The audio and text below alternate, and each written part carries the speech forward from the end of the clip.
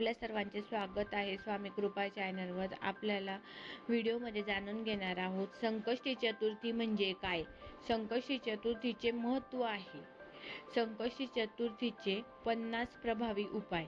व्हिडिओमध्ये शेवटपर्यंत बघा, कारण काही उपाय असे आहेत जे मी कधीच बाह्य स्रोतावर पाहिले नाहीत, पण खूप प्रभावी आहेत, जे तुमच्या जीवनातील संकट दूर करून गणपती बाप्पांचे आशीर्वाद तुमच्यापर्यंत पोहोचवतील। चला तर सुरू करूया भक्तिमय प्रवास।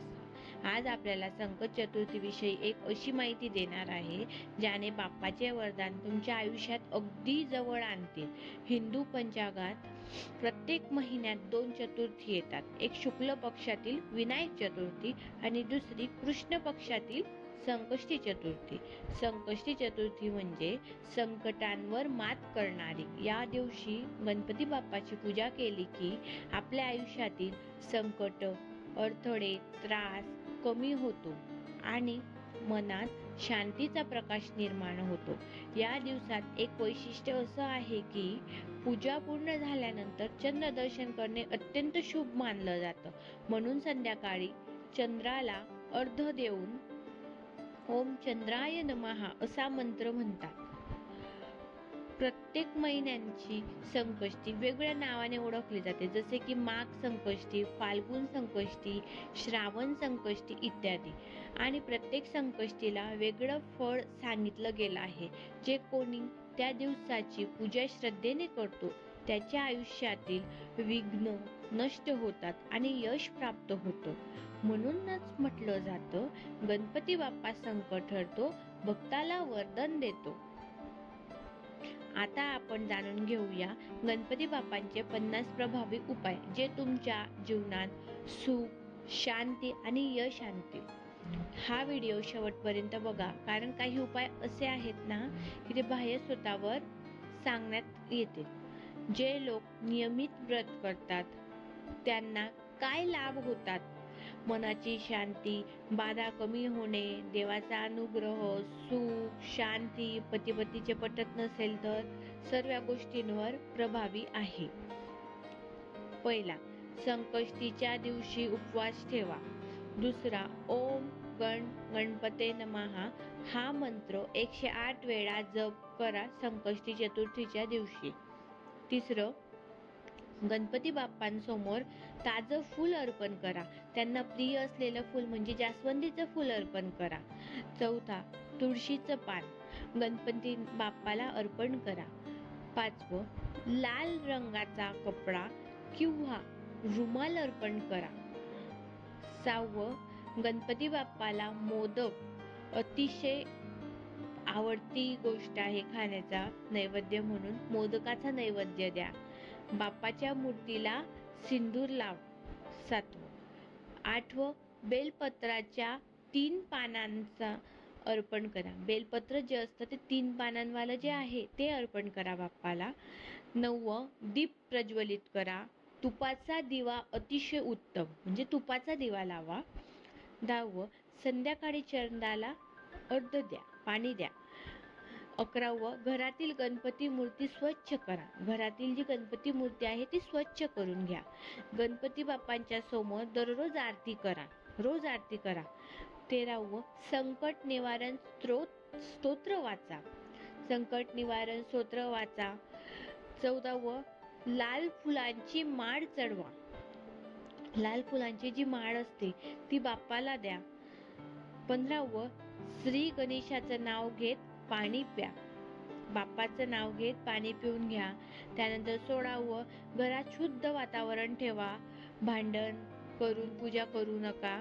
धूप दीप नेहमी लावा, धूप लावा, दीप लावा, रोज लावावी धूप दीप, बाप्पाची पूजा करा रोज। 17वं, बाप्पांची कथा ऐका किंवा वाचा, दोघांपैकी जे तुम्हाला जमत असेल, कथा ऐकणे किंवा वाचणे ते केलं पाहिजे।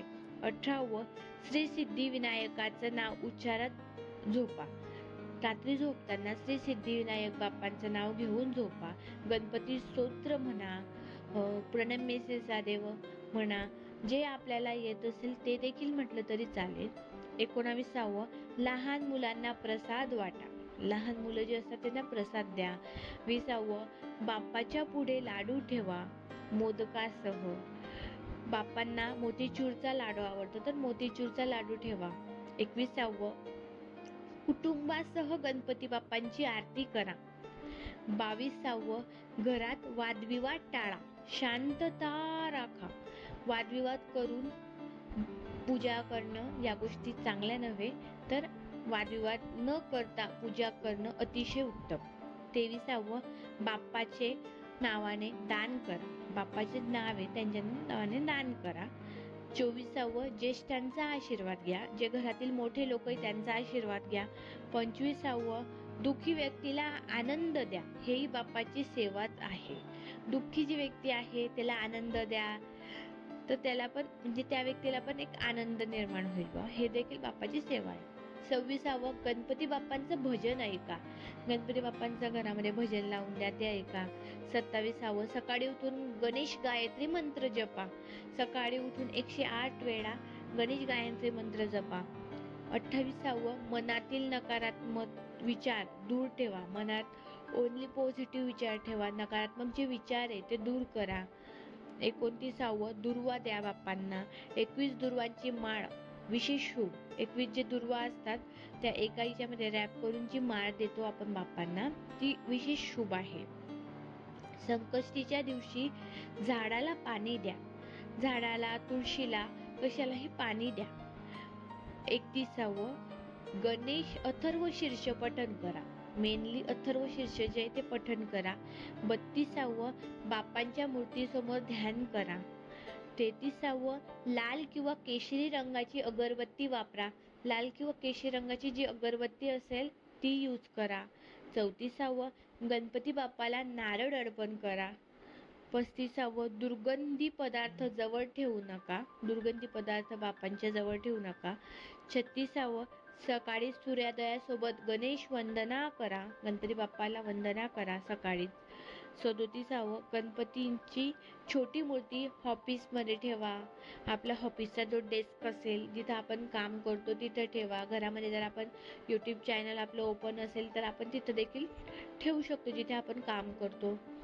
38 संकष्टीच्या दिवशी चांदीची घंटा वाजवा. चांदीची जर घंटी असेल आपल्याकडे ती वाजवावी. 39 गणेश मंदिरात 11 प्रदक्षिणा घाला. 40 स्वतःला आणि इतरांना माफ करा. हेच गणेशाचे गुण. स्वतःकडून काही चुकी झाली असेल किंवा इतरांकडून काही चुकी झाली असेल न कळत, ते देखील माफ करून द्या. 41 गणपतीच्या नावाने गरिबांना अन्नदान करा. जे गरीब लोक आहेत त्यांना गणपती बाप्पाच्या नावाने अन्नदान करा. 42 गुरु किंवा साधूंना नमस्कार करा. 43 घरात ओम चिन्ह लावा. 44 प्रत्येक बुधवारी गणपतीची विशेष पूजा करा. प्रत्येक बुधवारी. 45 पाण्याचा अपव्यय टाळा. पर्यावरण पूजन. पाणी कमीत कमी वापरा. पाणी व्यर्थ सांडू नका. 46 माता पित्याचे मन दुखवणे हा सर्वात मन दुखवू नका. मन न दुखवून जे आई वडिलांचं जे मन असतं ना ते दुखवू नका. त्यांच्या मनातील इच्छा पूर्ण करा. 47 दैनंदिन जीवनात सत्य बोलणे. नेहमी सत्य बोला. खोटं बोलणं टाळा. खोट्या लोकांच्या सहवासात राहू नका. त्यांना देखील सुधरवा की तुम्ही खोटं बोलू नका, तुम्ही खरं बोला, सत्य बोला. जे सत्य आहे तेच बोला. 48 आळस टाळा. कर्म हेच पूजा, म्हणून नेहमी आळस टाळा.